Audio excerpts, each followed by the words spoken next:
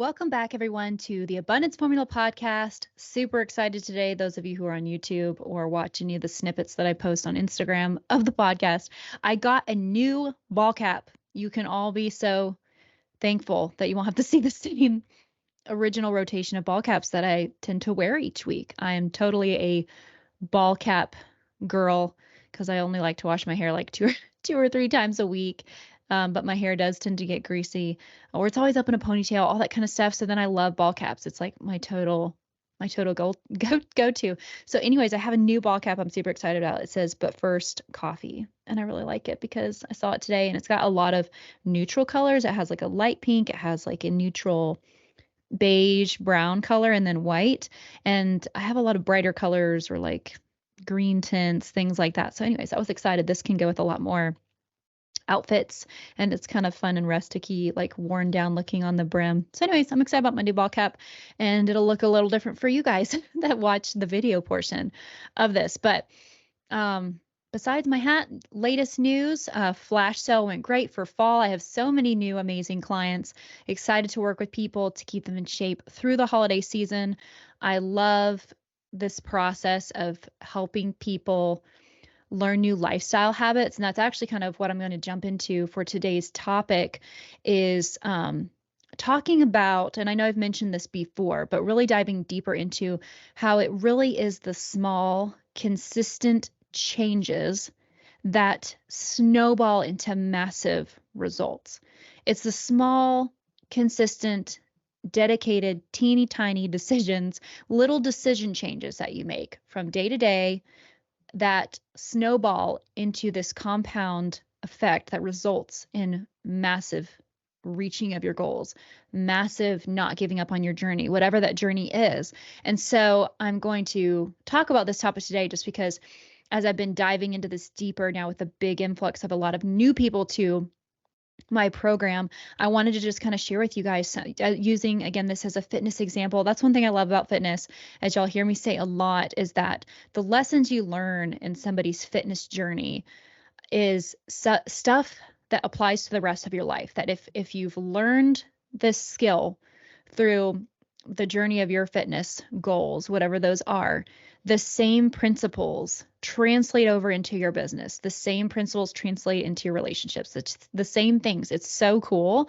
And yet I think talking about fitness is something, and health is a journey that I think a lot of people can connect with. They can make sense of that quote metaphor, except for these aren't even metaphors I'm going to use. These are real life scenarios that people can see themselves in. So that's why I like to talk a lot about fitness examples on here, because a lot more people can relate to that situation. I have, of course, so many examples from my orthotics and prosthetic patients and things like that, but a lot of those are more extreme life scenarios that so many of you out there may not have experienced, and so can't see yourself in that. So I want to talk today about these small, consistent results or decisions rather, small, consistent changes, decisions, and that all of those, it's not some big change, some big decision that gets you big results.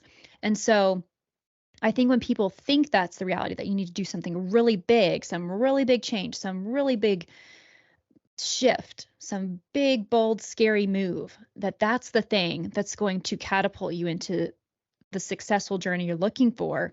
That's just not the case. And you get scared off at that, or you may be successful at that for a couple of weeks and then you will burn out. So a lot of the clients that I have for personal training are, I would say 90% are who I'm working with as on a lifestyle change situation. And then the other 10% are, say, fitness competitors, which for them, competing, depending on how dedicated they are to the sport, can also shift into a way of life for them. But so most of the people I work with, I'm working with them and helping them form a lifestyle change. We're not doing a crash course diet system.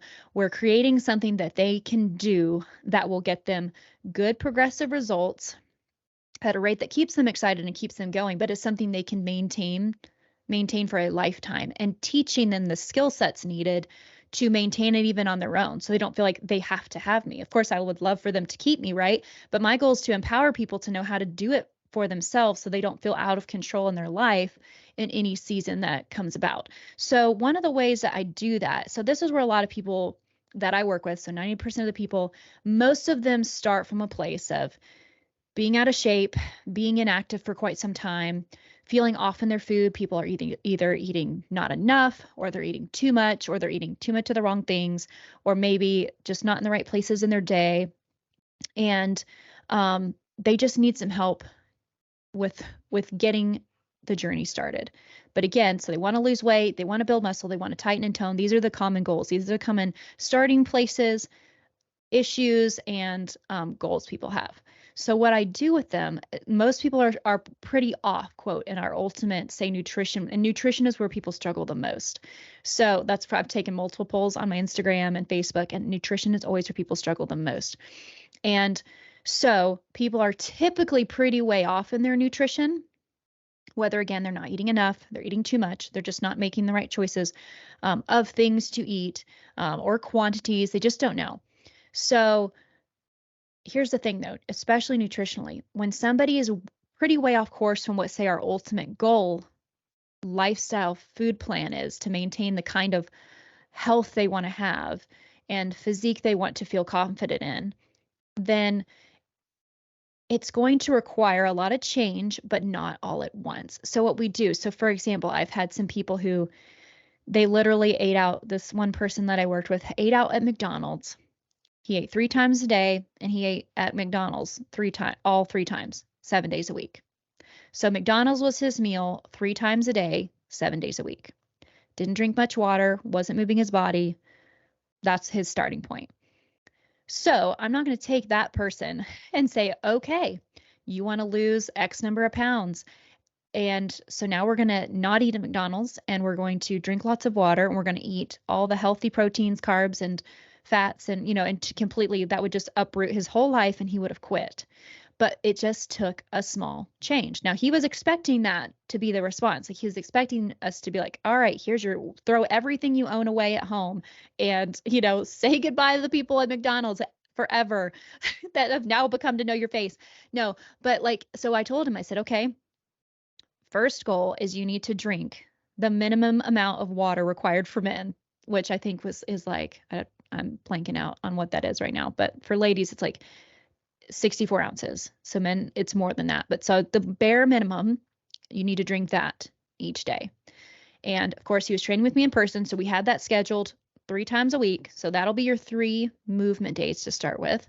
And then I want you just to eat out at McDonald's 2 days, like every day, but twice, but make 1 meal from home. So whether that meal is easiest for that to be breakfast for you, or if it's for dinner, just have 1 meal be something you make from home. Otherwise, you can eat at McDonald's. You don't need to change what you're ordering. Like, that's what we're doing. So for 2 weeks, maybe 3, he drank all the water he needed, ate 1 less meal at McDonald's, and made 1 meal from home. Didn't change anything about portions, didn't change anything from his menu. And he lost like 7 pounds in 2 weeks from just doing that.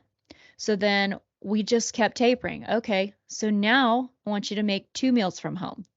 We're not changing your menu. We're not getting customized on portioning at home, what that meal is. Like, we're just getting you eating the meal from home. And of course, it was like, eat a healthy meal from home. It wasn't like make pizza at home, right? So eat a healthy meal from home. So then we worked on that, and we just tapered back till he wasn't eating out at McDonald's anymore. And he had his water up, and he'd been working out with me 3 times a week. Then we started adding a little 1 walking day. So you just add in little increments, and 100 pounds later, everything snowballed. That's one example. Another example, his was obviously extreme in the sense of how frequently he was going out to McDonald's and how wasn't doing anything healthy in his life at all. Another example is, okay, somebody's maybe not eating really bad foods, but our bodies do only need so much of something. So I have somebody who loves fruit, and so has fruit for every single meal, and ate, 4 to 5 times a day of it. Multiple fruits, smoothies. Smoothies can get really high in sugar real fast, even if they're good sugars. Your body doesn't need all of that, especially at night before you're going to go to bed. And then wasn't doing exercise and, some other things. And so it was going to be too hard to just say you can have fruit once a day. Let's say, okay, so what I do with each of these people, so say, okay, do you eat fruit pretty consistently? Would you say 3 times a day? Yes. Okay. So now we're going to drop it to 2 times. Just have fruit twice a day. If the earlier in the day it can stay, the better, but do it twice a day. Get all your water. We're training together. So you're getting your workouts in and we're moving. That's a lot of change, even already out of the gate. We're working out consistently, which you hadn't been doing, and we're reducing fruit by 1 serving every day. And so that's something that she is doing and has worked really great for her. Same thing about like people already lose pounds just saying, okay, so if it's a reduction of some kind, the McDonald's, the fruit, or one, chocolate. Some people are like, I always have 3 pieces of chocolate before bed every night. Okay, let's drop it to 2. You can have chocolate every day, but let's just do 2 pieces of chocolate. And maybe if you're normally doing like completely milk chocolate, switch it to dark chocolate. So little teeny tiny changes. And people are like, okay, I can do that. And they do it and they make drastic changes. Coffee creamer, you guys. So this is where I start people. This is very common. Love all my cream. So they're using the pumpkin spice coffee mate. There's a lot of sugar that adds up in that, or carbs and just stuff that ideally you'd want to get from somewhere else in your day.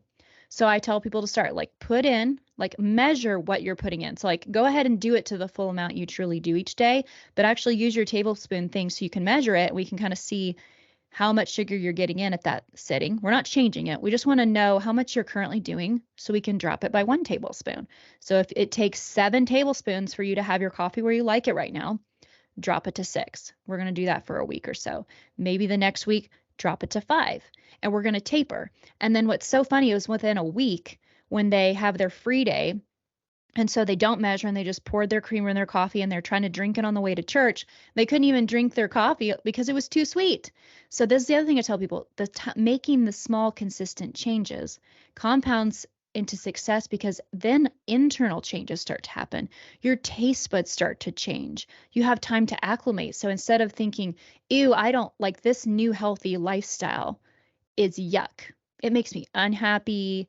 It tastes bad, all that stuff. When you go gradually, your body doesn't think that. It's not such a drastic change. Your taste buds will acclimate. Your digestive system will change. Like by the time people have their free day, a lot of times, like I give people a free day, but it ends out just being a free meal for them, because by the time they've had their large pizza they were craving, their bodies is like so backed up. They're like, they just spend the rest of the day digesting the pizza and end out eating salads the rest of the day because they're so full still and are ready to get back to their cleaner, easily digested foods the next day.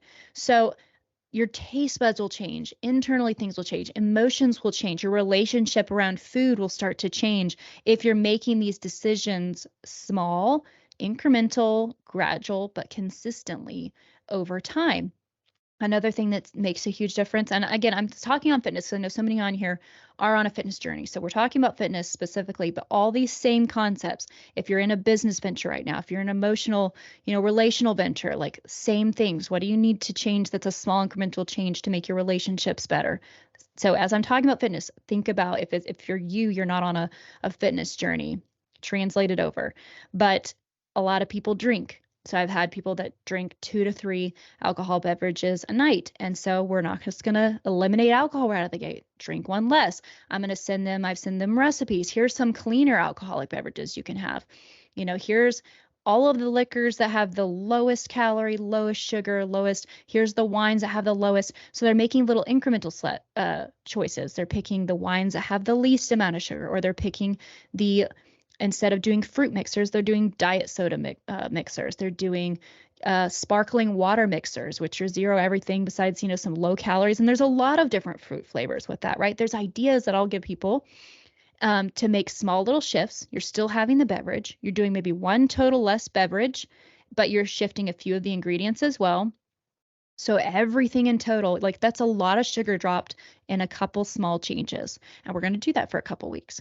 You'd be shocked how many people can't believe how flat their beer bellies got by switching some tiny things, and they feel so much better. And they thought they were really tired and too tired to start a workout fitness journey before, but they didn't realize the problem was what they were putting in their body. And if they actually moved their body, they'd have energy. If they actually shifted a few things about what they put in, they'd have the energy to then continue to do more.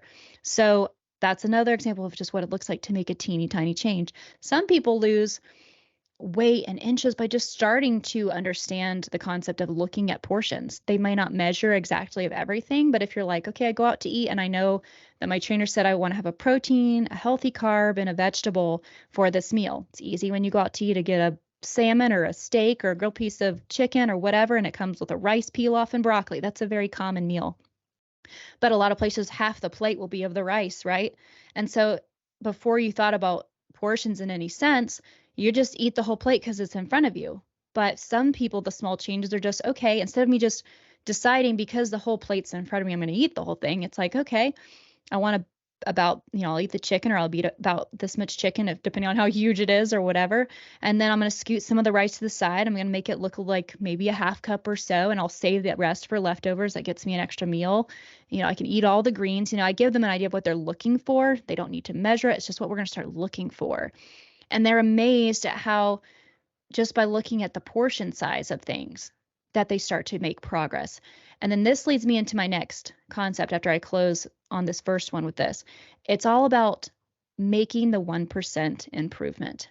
Think about this, you guys. In any of the things you're looking at in life, if you can improve something you're doing in your decisions or how you approach something, what you're implementing, if you improve a decision by 1% each day, that's already 7% in your first week.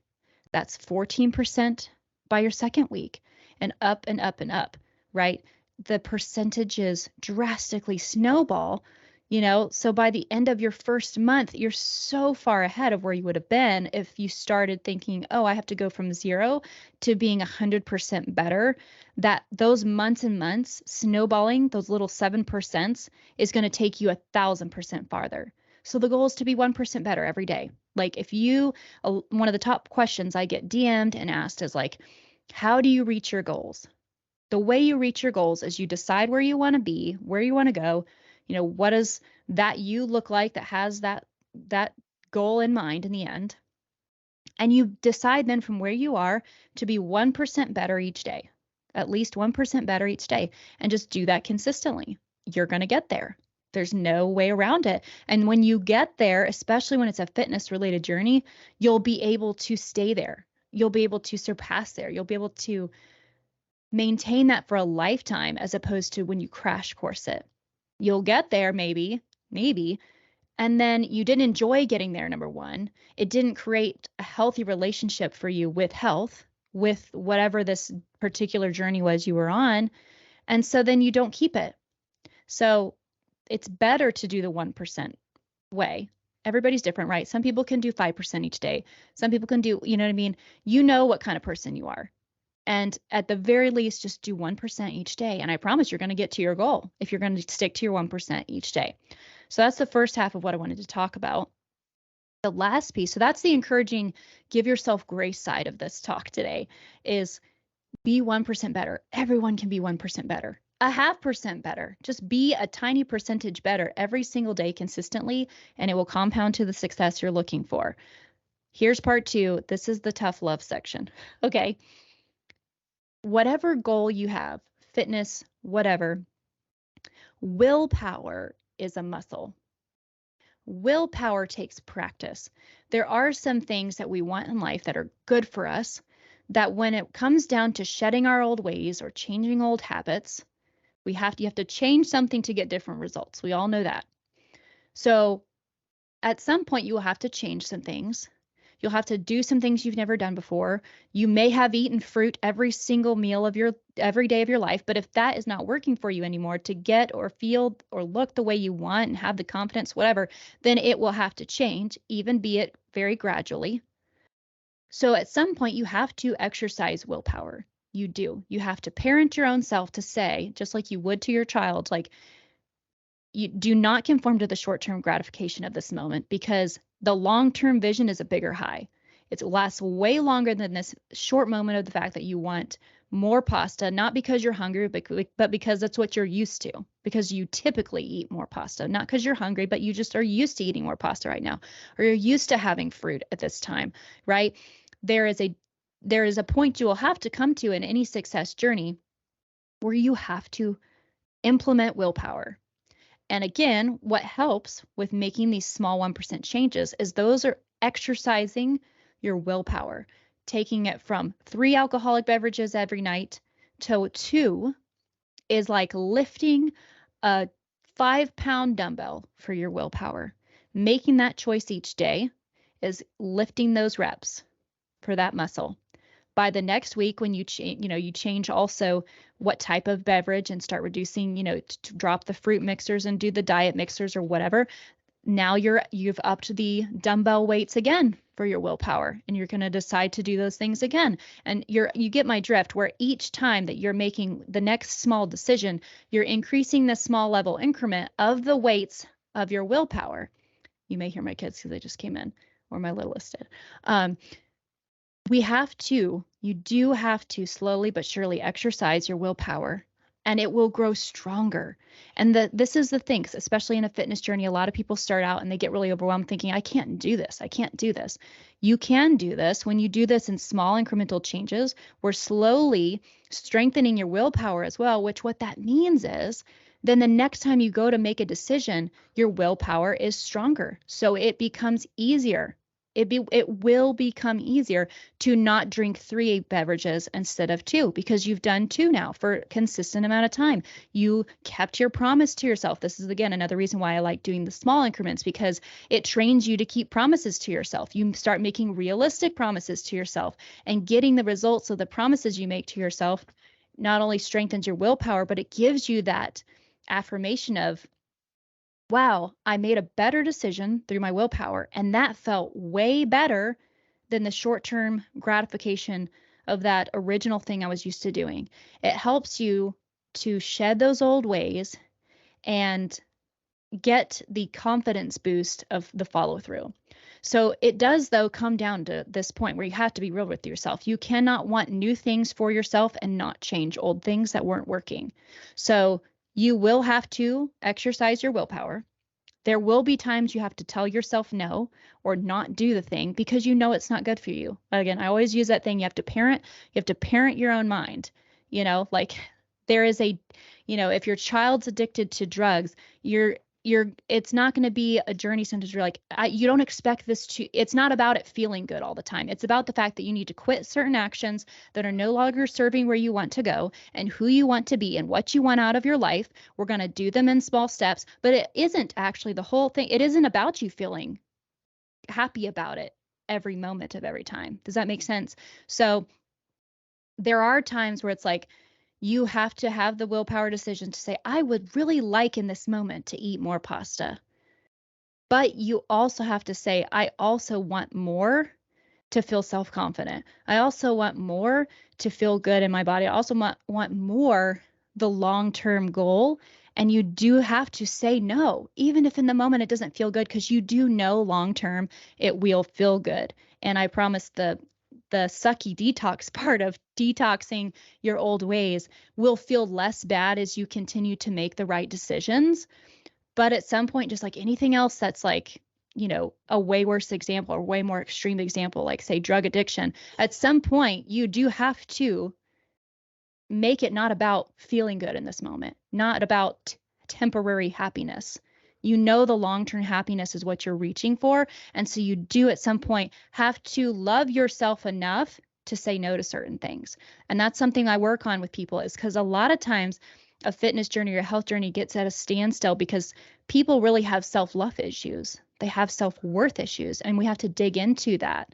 So that's just some snippets of what I wanted to throw out there to you guys today to encourage you with the fact that you will reach your success if you make 1% incremental changes in your life. They will snowball to the big results you're seeking. And to also know there's that grace side that you can give yourself and go gradual. It's encouraging to know that it's not going to always feel so hard because you're gradually strengthening those willpower muscles. So it will get easier. You will have more confidence in your capacity to say no to things that don't serve you and that don't support, the long-term happiness you want for yourself. But then also know when you need to give yourself some tough love and just be like, no, I don't need this short thing now. It would feel good, yes, right now, but I've got bigger happiness in the future. And I also know that by literally even tomorrow, I'll wake up and be way happier that I said no to that thing or didn't fall back into my old ways, literally by the next day. So hope that can encourage you guys. Hope it can turn some light bulbs on, help you catch yourself in these different moments, whether you're on a fitness journey, a business journey, a relational journey, whatever that may be. Hope it can give you some insight and encouragement. So if you love this episode, please share it. Please tag me if you do. Let me know the kinds of things you like to hear about, any guests that you'd like me to reach out to get on. I've got some guests coming up. It's just been so busy lately. So I've had to book them farther out. But yeah, hope you guys are having a great day, a happy fall, and I hope you have a great rest of your week. Bye, everyone.